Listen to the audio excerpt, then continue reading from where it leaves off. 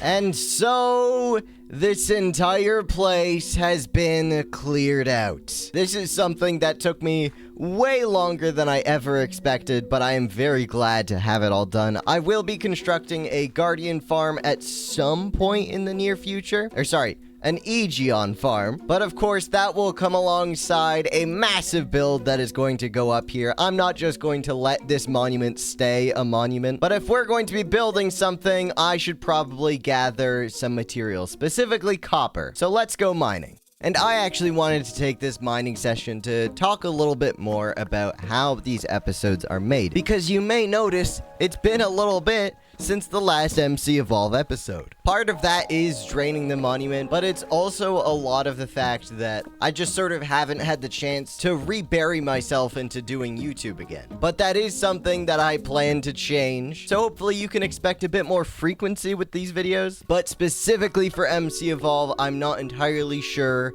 when the next episode will go out, just because there's a lot of lore that I want to fix. I might even redo a bunch of the textures of Prismarine to fit said lore. So when it comes to the Evo Pack, expect high quality stuff, but it also probably won't come out as quick as some of the one-off videos that I do. But either way, the frequency of all of the videos should be a bit more than the 2-month gap that I've taken. But all that being said, I am rambling a little bit, so let's get back into the world. Believe it or not, I haven't actually been entirely useless over the past 2 months in terms of the Evo pack, because I have worked out a ton of glitches that were still in the pack that I just ignored before. One of which being that you used to not be able to duplicate pirate upgrades. So now you are fully capable of doing that, though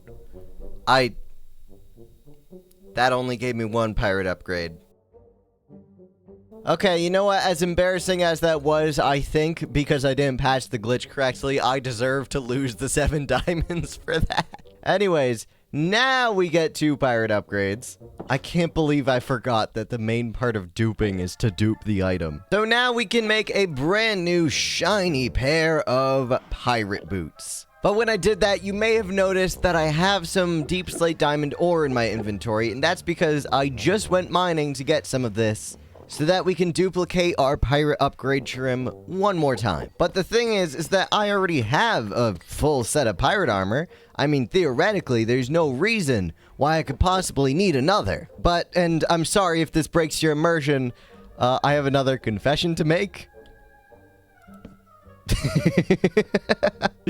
That's something I could have done this entire time. The pirate hat has always been a pumpkin because I just never felt like patching it. But when I was fixing the armor trim duplication thing, I did also fix the fact that the helmet was actually just a pumpkin. So let's go back up and make one more piece of pirate armor. And this does actually have one downside. You can't put it directly on your head, but if you just right click it, then it will go right on, and then we can put the rest of our gear on, and we are officially a fully set pirate. But the enchanting of this lovely set of armor is going to have to wait, because I have just found a trial chamber, so it's time to show off just how competent I am at this children's game. Now, before we actually go in here, I am going to finally increase my stats again. Now, if we do a quick little stat check, we have a decent amount of everything, but I think max health is going to be my biggest thing. So now we have an extra full heart, and let's head in. All right. Let's get into it. A swiftness potion. Ooh. First trial key acquired. We could immediately make this a very rough time for us. Oh, goodness gracious me, this is chaos. All right, first one, a lot of arrows. Second one, new fancy armor. I got a music disc.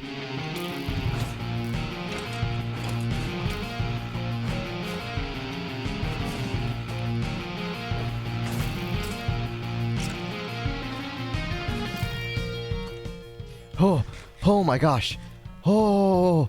All right, potion of regen. Why did you open that? The breeze opened it for him. Ooh, I got the other music disc.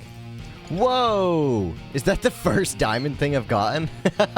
That's actually so funny. I guess that goes to show how little I've been progressing through the game. I've only been focused on building. Oh my gosh, I forgot that the arrows don't work on breezes. I've been shooting arrows at him this whole time. My other weapon's broke. I think in that case, there is only one way that we can actually manage to make it through here.